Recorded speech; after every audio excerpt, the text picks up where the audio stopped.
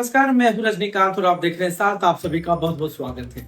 आज का सबसे बड़ा सवाल है वक्फ विधेयक संशोधन के खिलाफ में पूरे देश भर में प्रदर्शन का दौर जारी है। पटना के गांधी मैदान में आयोजित रैली में महारैली में इमारत शरिया के प्रमुख के दावों के बाद सियासत थोड़ा सा चेंज हो गया है। अब देश की सियासत में बड़ा भूचाल भी आ सकता है।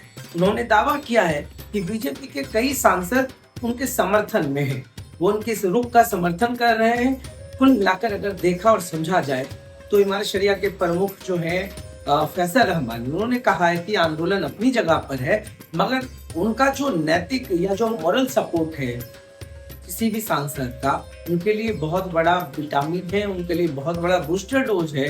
क्योंकि हर कोई जानता है कि पूरे देश में जो अभी विरोध का माहौल चल रहा है, ऐसे में किसी पार्टी के सत्ताधारी पार्टी के सांसद का समर्थन करना एक बहुत बड़ा सवाल उठता है कि क्या केंद्र की सरकार जो नीति बनाती है या उससे वही लोग नाखुश हैं या उनके पार्टी के लोग भी नाखुश हैं जो ऐसे फैसलों का विरोध भी करते हैं, खुले मंच से नहीं बोलते हैं मगर समर्थन कर रहे हैं। ये बड़ी बात है।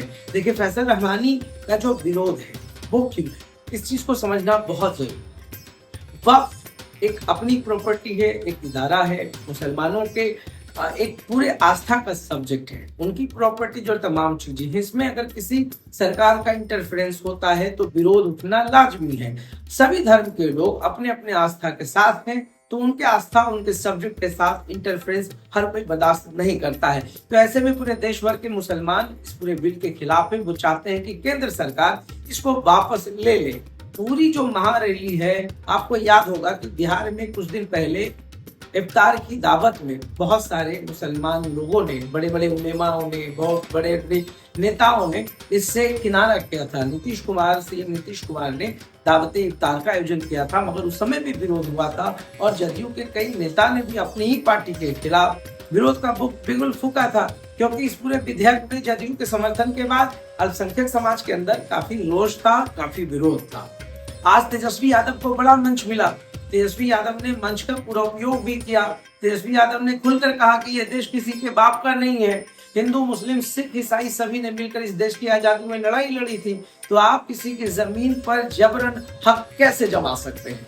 अगर जमीन पर कोई मसला है या कोई मसाइल है तो इस पर बैठकर बात होनी चाहिए, कमेटी बननी चाहिए और उसमें उन लोगों को ही रखना चाहिए जो उस पूरे सिस्टम को समझते हैं। हमारे शरिया के बहुत सारे नेताओं की ये मांग रही है और खुद अगर एनडीए चाहती है, शरिया से लेकर तमाम जो बड़े बड़े इदारे हैं, उन लोगों को बैठ करके एक सम्मिलित तौर पर इस पर डिस्कशन हो सकता था, बात की जा सकती थी, मगर ऐसा नहीं हुआ। आज तेजस्वी यादव दहाड़ रहे थे। तेजस्वी यादव ने कहा कि अगर उनकी सरकार बनती है तो इस विधेयक को डस्टबिन में फेंक दिया जाएगा। सवाल ये है कि विधेयक को डस्टबिन में फेंका जाएगा या नहीं जाएगा, या तो आने वाला भविष्य तय करेगा। जो रहबरी बड़े बड़े दावे किए जाते हैं कि हम मुसलमानों के साथ हैं, उनके हक हकूक की लड़ाई के साथ हैं, तो ऐसे में सवाल उठता है कि कोई भी राजनीतिक मंच जो आज के मंच पर हावी होकर बोल रहा है, उन्होंने अपनी तरफ से कोई बड़ी रैली आयोजित क्यों नहीं, और एनडीए की सरकार ने अभी तक क्यों नहीं तमाम लोगों से बैठकर सभी मसलों का समाधान क्यों नहीं खोजा जाता है? ये कब तक सियासत की जो एक फास्ट फूड है वोट बैंक का, वो चलता रहेगा? आखिर इसका फैसला क्यों नहीं किया जा रहा है? क्या ये एक पर्टिकुलर वोट बैंक की राजनीति है? यह भी समझना बहुत जरूरी है। क्या इसे इस्तेमाल किया जा रहा है? क्या वोट के लिए इस्तेमाल किए जाते रहेंगे देश के लोग?